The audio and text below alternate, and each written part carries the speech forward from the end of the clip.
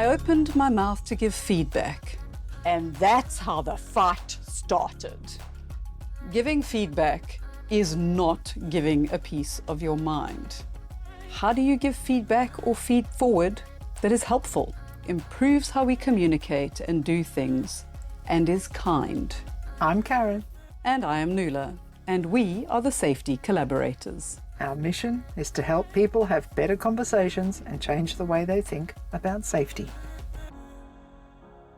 There is a 13th century Sufi saying, "Before you speak, let your words pass these 3 gates. At the first gate, ask yourself, is it true? At the second gate, ask yourself, is it necessary? And at the third gate, ask yourself, is it kind? Is it true? Is it necessary? And is it kind?" How we give feedback makes a difference.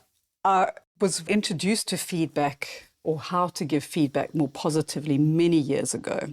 And we were in a conversation and it was around when you focus on the person, you make it too fuzzy, you make it too, it's about you. But when you focus on the behaviour, it's about something that can actually be changed or be looked at or be investigated, because it's not about me fundamentally as a person, it's about the behaviour in the moment. And one of the examples was when you give feedback and you say, you know what, you don't respect me, you don't love me, or you don't listen to me because you always do this. And you look at those 3 gates. Is it true? Because do people always do that? Or do they just do it sometimes?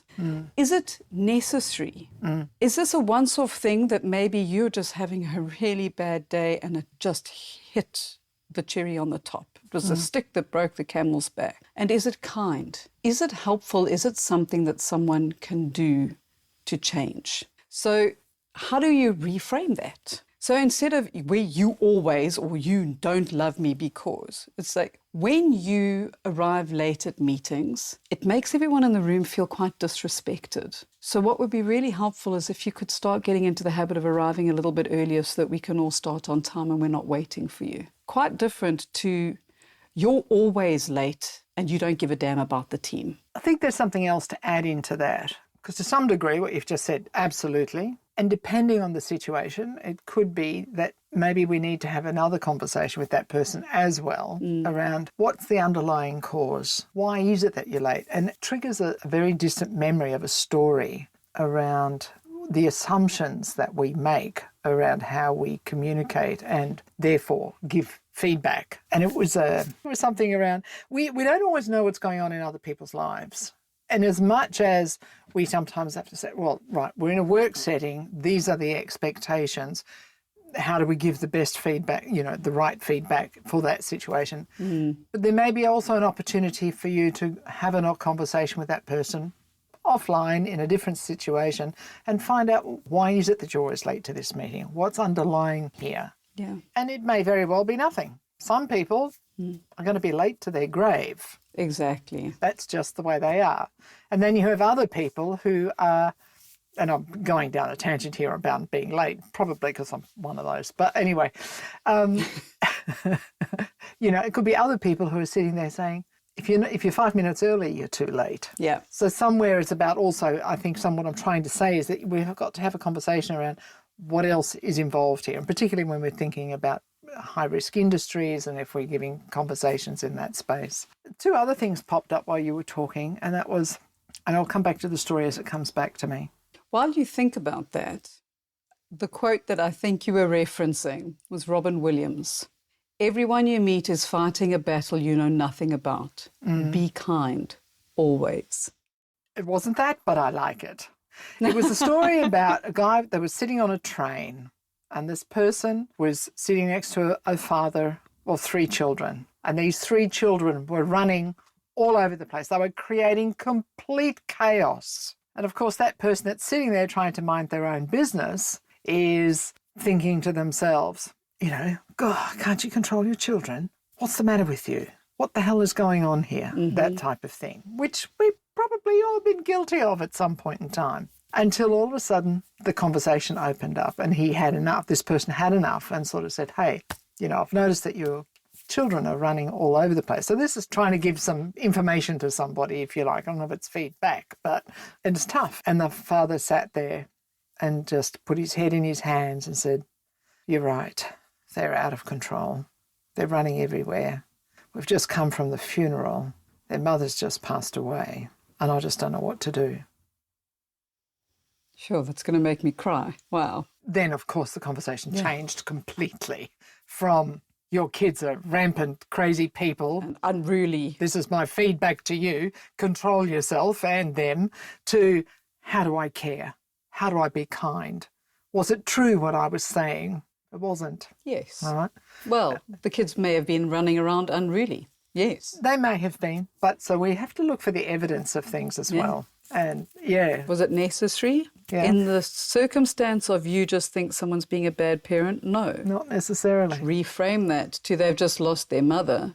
Maybe that's their coping mechanism. I can imagine it was probably didn't know what to do. So then the conversation goes into, of course, that by understanding the situation that the person is in, completely flip that conversation, of course, to one of how can I help? You made another important one there, around care. And it's something that we sometimes think is, especially in our industry, is, oh, come on, man, that's all going warm and fuzzy. But we are moving into a culture of care a lot more, away from this culture of ego and dominance and power over, to a culture of inclusion and learning and Contribution and challenging, exactly. And I think feedback plays such an important role into that. in every step of the way, every step. I was just going to say, because it's not just about giving the feedback, but it's also how do we help people receive feedback? Yeah. And when it isn't working, how are people okay to say, okay, I know you gave me some feedback, but seriously, can we have a look at the how that was delivered? Because if it was delivered in a different way, I would have been able to receive it far more easily and then possibly do something about it. Indeed.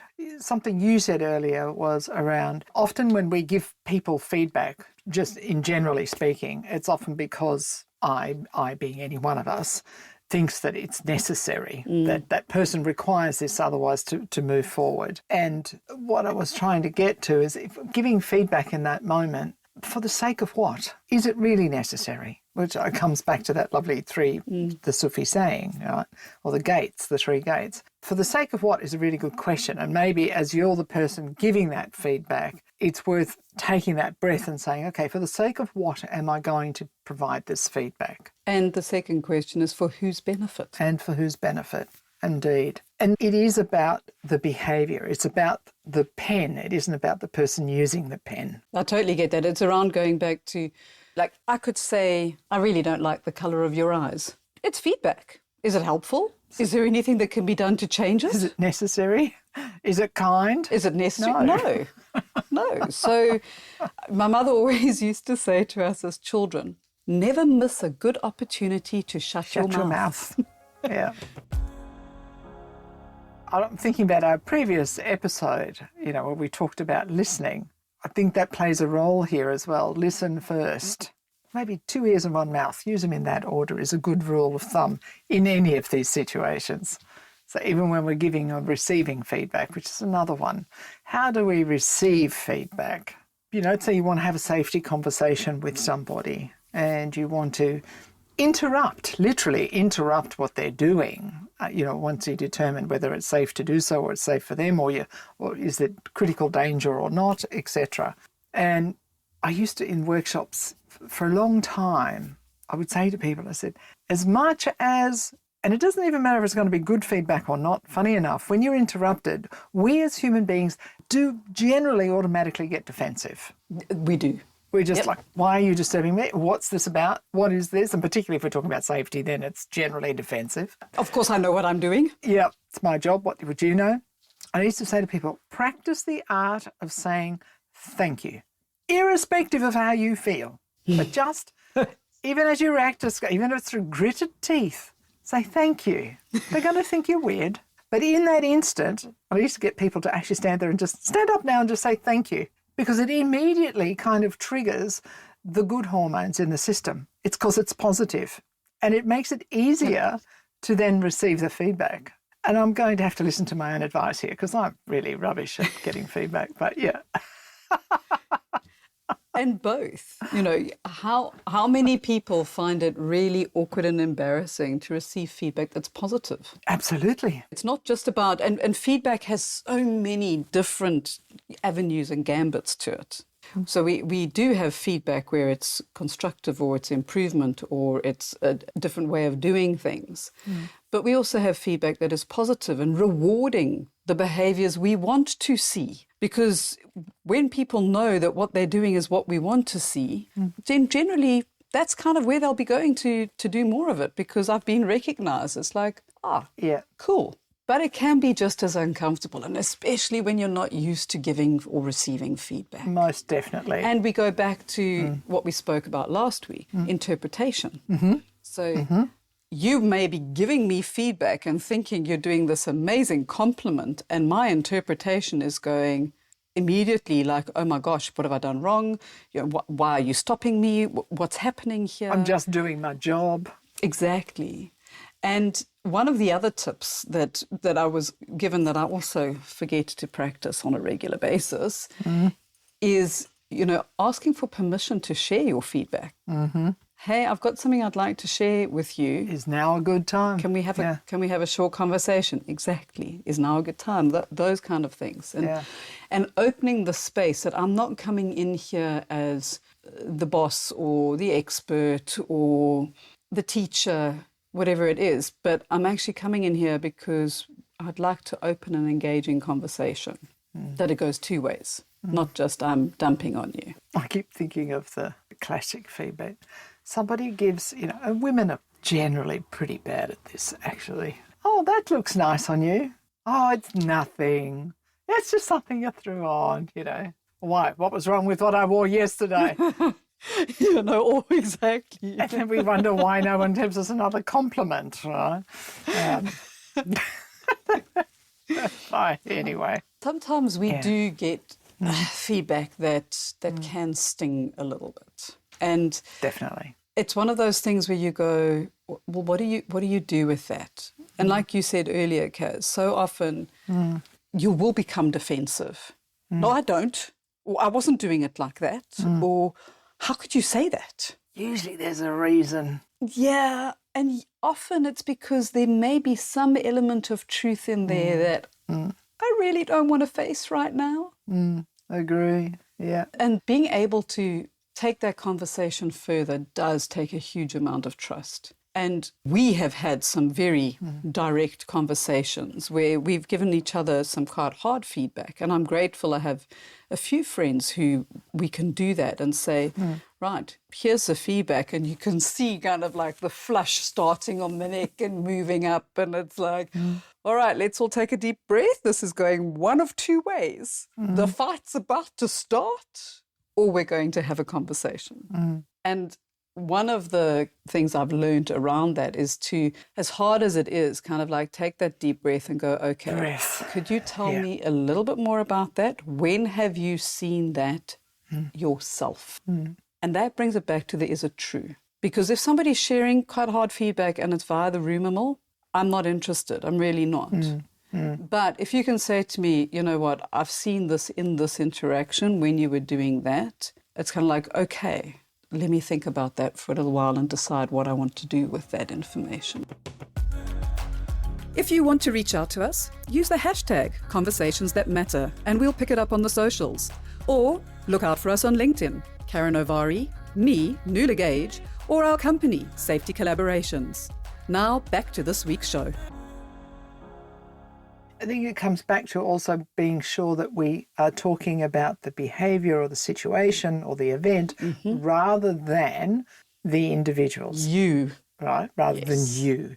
So it's coming back to, so if I was the person giving feedback, it's, you know, when I see this or when it makes me feel like, as we said earlier, so when you do, it makes me feel, I would prefer, those are sorts of things that you can do in that. But as you say, these are now, we're asking for people to have communication skills that sadly we're not taught in a younger age, or not often.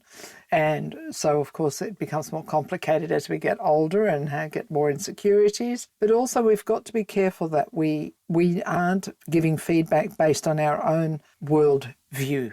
Yes, and our interpretation and our judgment. Exactly. But on actual observation and reality. And whatever it is that we've said that looks like fact, that there is evidence. Mm-hmm. Ask yourself, what is the evidence of this situation? Yeah. And that's what you've got to tap into. We actually do an exercise when we do one of our bite-sized learnings, and it really is. It's around that doing something, demonstrating something, and then asking the group what did they observe, and specific around the word observe, and then you kind of start writing it down, and then it's judgment, it's interpretation. So then it's like, okay, you're telling me what you felt, you're telling me what emotion it created in you, but I'm still asking you, what did you observe?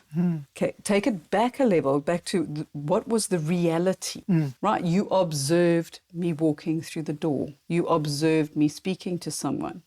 But what you have said initially is, oh, you were angry, you looked cross, you were talking about somebody. It's actually called the O.R.J.I model, O.R.J.I. Yeah. Observation, reality, judgment, interpretation. Because we jump so quickly to interpretation and judgment, and instead of kind of going, whew.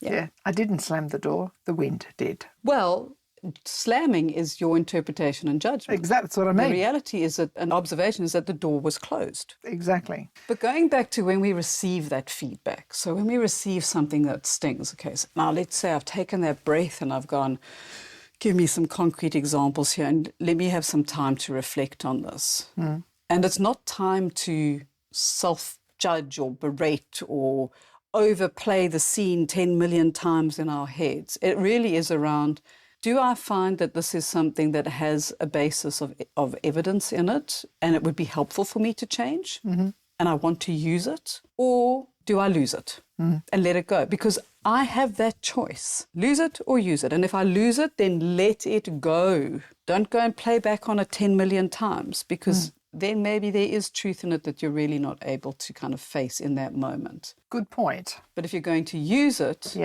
then kind of go, well, what do I want to do with that? How might I want to grow? Who can help me with that growth? And what will it look like when I start doing things in a different way? And how might others react differently to me? So there is definitely responsibility both sides, both ways. We talk a lot about feedback and positive feedback and negative feedback and all of these things. Marshall Goldsmith has been around for quite some time. He's one of the top coaches in the world. And he talks about this process of feed forward. And so we're just going to share a little bit about how feed forward is a little different from feedback. Feedback tends to be focused on history or what happened.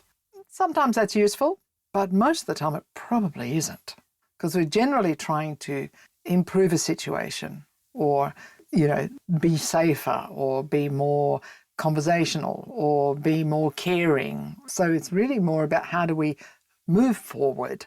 How do we be a little more solution-oriented with our feedback? So feed forward is a positive, upbeat approach. So it means that we can help individuals improve themselves and assist others in their growth. There's two roles that we take on in the feed forward process.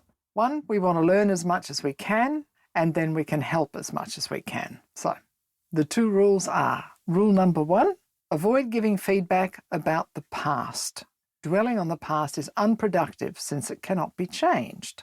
So think about that for a minute. If something's happened, now, I guess where we've got to be careful there is if we're in a situation where it's an operational task. If something hasn't gone according to plan and you need to have a conversation about that, well, that's a retrospective. That's then, I think, when you do need to have a conversation about what has occurred, what went well, what didn't go well, what do we do differently next time? What do you think? I agree with that completely because it's about what do we want to do to make sure that the system doesn't fail us going forward in future. Exactly. But then it can move into that feed forward. So, okay, we've now understood this.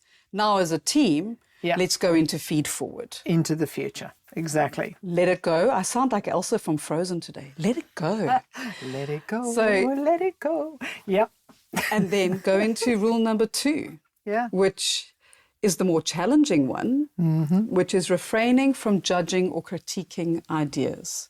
It is just about giving ideas. And I mean, Karen, I love when you introduced me to this and I got all excited and, got to listen to a bit more about it, was around, it's not the big group giving ideas. It's one-on-one. So I'll come to you. Yep. You give me 2 ideas. We shake hands, say thank you. And I love that. Yep. And it comes back to what you were saying earlier. Just say thank you. Just say thank you. Changes your whole concept. It does. And then you move on to the next person and you get 2 ideas and you say thank you and move on to the next.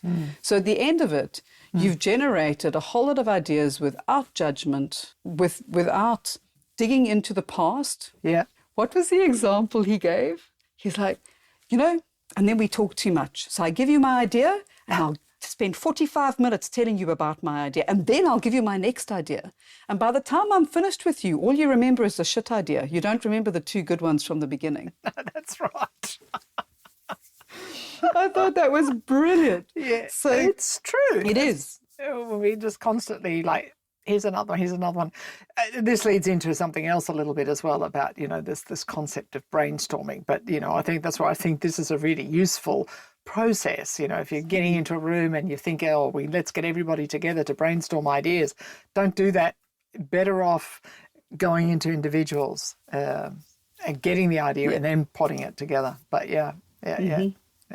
And I love the feedback that he got about feed forward. Yes. That people found it positive, they found it engaging.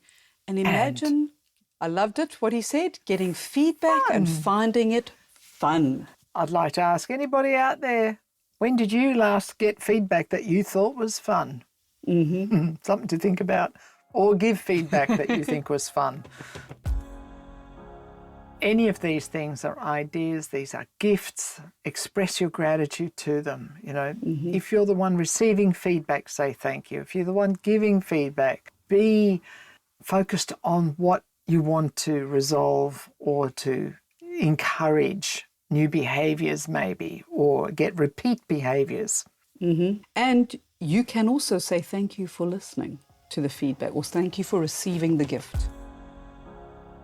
We have a little list here, the 10 commandments of constructive feedback. First of all, use small steps. Don't try and do all of it at once.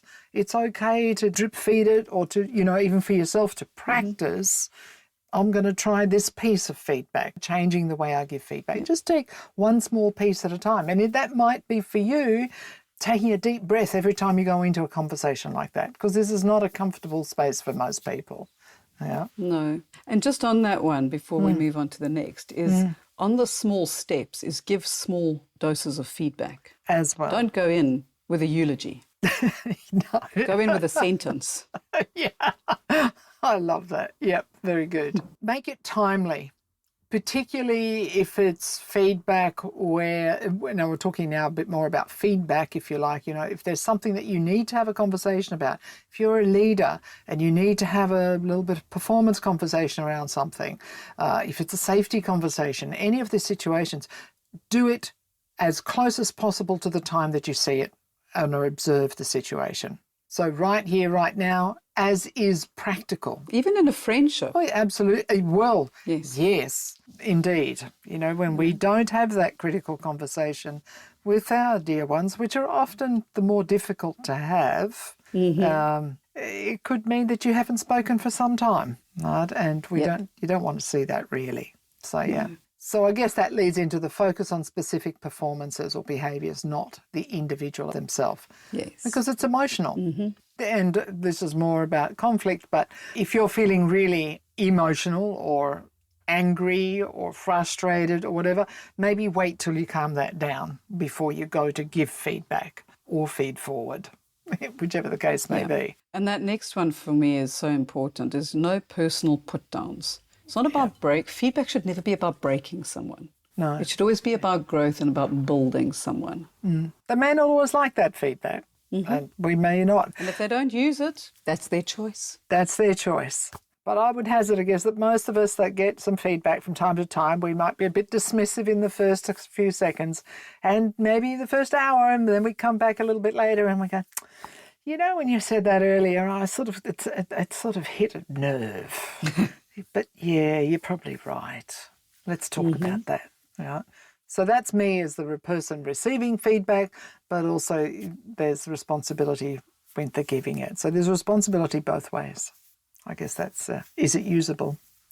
Is it something I can do as a result of whatever you just said or whatever the feedback is I've just received?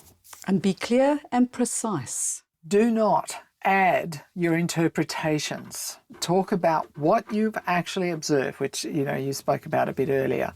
Really be very clear about that. Don't let the story in your mind or walk up the ladder of conclusions, where we start making assumptions and conclusions about things that aren't there and there's no evidence for. So it comes back to also, what's the evidence that you've got to support this conversation that you feel that you need to have? And therefore, don't blame them.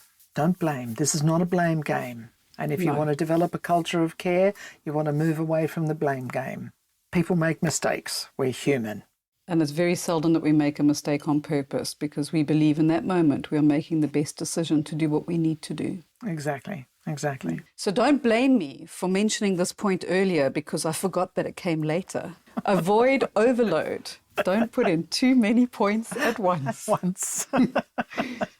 This is point number 9. Ensure clear understanding through the use of questioning. So you may say something. You may want to listen to our previous episode, so episode 30, where we talked about listening and the art of listening, but also using questions. So we want to listen to the feedback and the response to your feedback. And also sometimes you say, and what else? Is there anything else you would like to know? Yeah. And then that lovely one, number 10 of the 10 commandments. Be generous. Give feedback or feed forward often. It can be another beautiful gift along with listening if we use it in the right way. And remember, before you speak, let your words pass these 3 gates. Is it true? Is it necessary?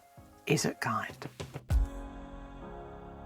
Thank you for joining us today. It is always lovely to have conversations that matter, and your feedback is important to us. Indeed it is. So please connect with us. safetycollaborations.com, where you'll find the show notes for this episode. The live chat, we would love to have some feedback on there from you, and we will respond on that. And if you have enjoyed this podcast, help us spread the word by following us on your favorite platform, and please share it with others so that they can also give better feedback and feed forward. Till next week, Stay safe. stay well.